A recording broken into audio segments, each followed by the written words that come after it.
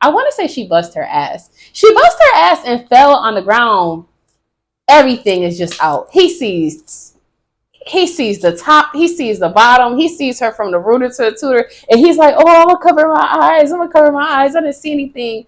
Bruh, it's too late. I know you saw everything. Like, don't, you see how thick my girl is, you see how thick Crim is. He knows he saw her when she busted her ass, when, you know, he startled her by coming in the house and not announcing himself loud enough as the maintenance man. Okay, if you want to read a book that is going to have you side eyeing literally everybody, this is the book that's going to do it for you. Okay, it was my first time reading a book by this author, so I didn't know what to expect. If y'all haven't already, go ahead and hit the subscribe, follow button, because I come with videos like this all week long. This book here, titled Creepin with the Maintenance Man, it is a standalone novel for you people that be sitting here crying about, oh my God, I don't want to read a series. Da, da, da, da. This author did her big one with this one, okay? It is by Oshara. The book is available with Kindle Unlimited. If you don't have that, the book is only $5.99. The book was 220 pages. I binge consumed this book, okay? I read it the whole time I was at work. The book was so good, okay? The book was so freaking good, it wasn't even funny. Now, the book overview says 29-year-old Sebastian Booker did a 7-year bid in one of the toughest prisons in Texas. At the lowest point in his life, he learns who's truly in his corner with only his elderly mother, Talina. His so-called friends disappear, and his child's mother abandons him, leaving their infant at their doorstep just 1 month into his sentence. Finally released, Sebastian gets a job as a maintenance man for a luxury townhome complex where he meets the stunning Crimson Porter. Determined to make a better life for himself and his baby girl, he tries to stay focused and away from another man's woman. Unfortunately, the temptation becomes too great to resist. Crimson Porter is a third-grade teacher and unhappy wife. Her husband, Casimir, has more love in the streets than the mayor and is feared just as much. However, with the great power comes great sacrifice.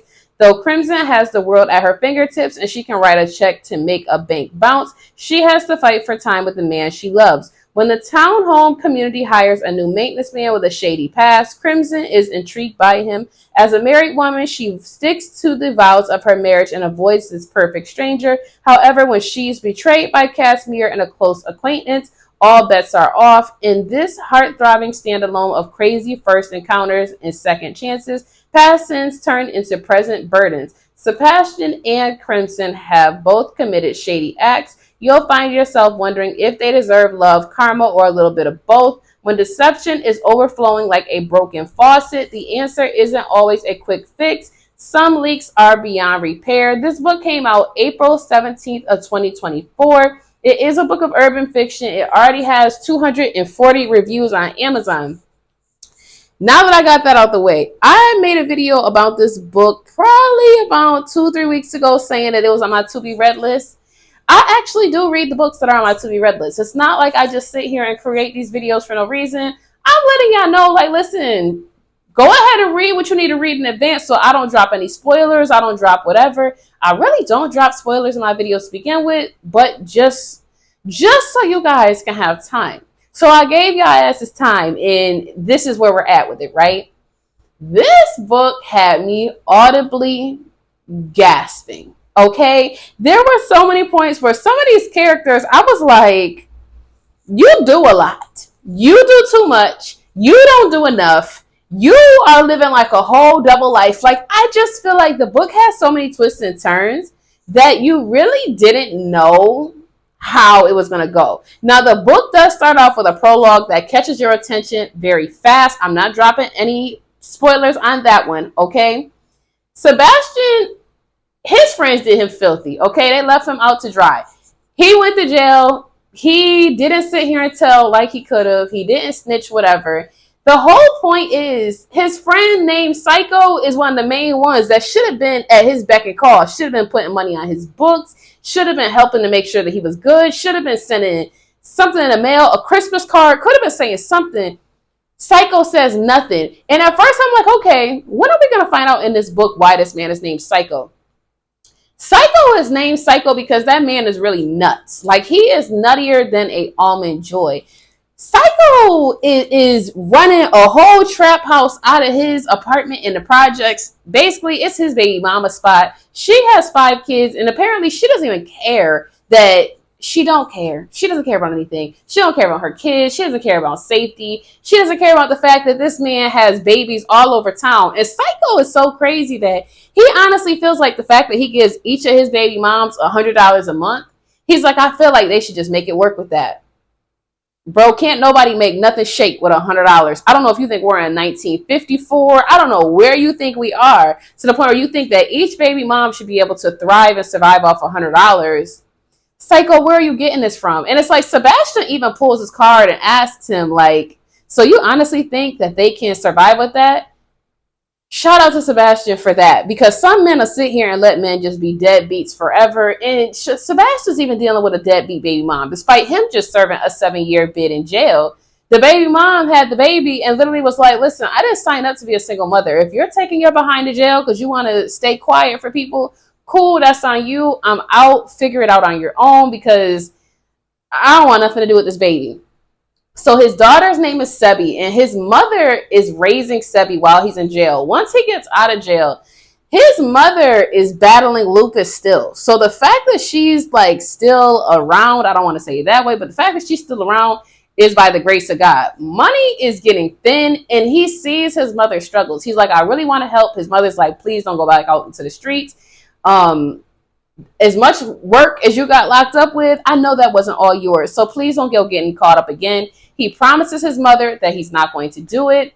When he gets hired on as a maintenance man, it is really just to appease his parole officer, because this man is constantly threatening him like, yep, you F up. You know where you're going back to. You know where you're going back to. And I've never had a PO, but like, is that really how they be getting down? Like, if y'all know anybody that's been on parole, probation, whatever, drop a comment below and let me know if like they really do be taunting people like this for real still. Like, is that still a thing? Because y'all need to leave these people alone. Like, if they don't serve their time, either they're gonna do right or they're gonna take their ass back to jail. But don't go taunting me. Don't do that. When he gets sent over, and by he I mean Sebastian, when Sebastian gets sent over to Crimson's townhome to fix the AC, he knocks on the door. He does his due diligence. He sits here and he's like, hello, is anybody there? She's so busy in the shower doing whatever she's doing in the shower, she don't even hear this man call out. So when she goes ahead and starts walking through her home in just her towel, she is super startled and like, she's startled to the point where she literally, I want to say she bust her ass. She bust her ass and fell on the ground. Everything is just out. He sees the top, he sees the bottom, he sees her from the rooter to the tutor, and he's like, oh, I'm gonna cover my eyes, I didn't see anything. Bruh, it's too late. I know you saw everything. Like, don't, you see how thick my girl is, you see how thick Crim is. He knows he saw her when she busted her ass, when, you know, he startled her by coming in the house and not announcing himself loud enough as the maintenance man. Okay, Creepin with the maintenance man. This book got some twists and turns to it. Okay, as soon as you think you have an idea of who is who, you really don't. You have to check this book out. Now, her brother, the brother's name is Chucky. Crimson's brother's name is Chucky. That's not his legal name, but that's what we're going with for now, okay? Chucky has a laugh, literally like Chucky the serial killer, okay? Chucky just, he's selfish. He borrows her car without her permission because her husband will sit here and say, yeah, you can take it, after she said, no, the hell, you can't take my car. Then he's one of those people, too, that takes your car and he don't even return it back in a decent amount of time. Like, if you take my car and you know I really didn't want you to take it, and you took it at 9 o'clock this morning, why is it 9 o'clock at night and I'm still calling your phone back to back asking for my car back? Like, why are we doing this? That is super unnecessary. Her husband leaves very, very much to be desired, because the man ain't never home and he claims he's always out handling business in the streets. Her birthday comes up and this man drops the ball. I'm not going to spoil it with how he drops the ball. The brother Chucky seems like such a sleazeball to me. He seemed like a sleazeball at every step of the way. Like, it was like he was almost endorsing her husband's absence off the strength of, oh, you know how it be. No, I know how it be when my brother done turn groupie. That's how I know how it be, because that's what it really seems like. Like, this is not your blood. This isn't your blood brother. This is your brother-in-law, okay? Y'all only know each other really because of me. So don't get it twisted. Don't be co-signing his nonsense. I'm still your sister. Like, don't get it twisted. Check this book out if you guys haven't already. What other books should I be reading by this author? Because this was a 5 out of 5-star read. My Favorite X is still free on Amazon, Barnes& and Nobles, Kobo, a bunch of the other sites as well. I Turned His Sister Out in Texas is free now permanently as well. And that's just my way of saying thank you to everyone who has supported me. My pages read have tripled since last year, so I appreciate y'all. So let me know what you guys think in the comments below, and I'll see you guys in the next video. Bye.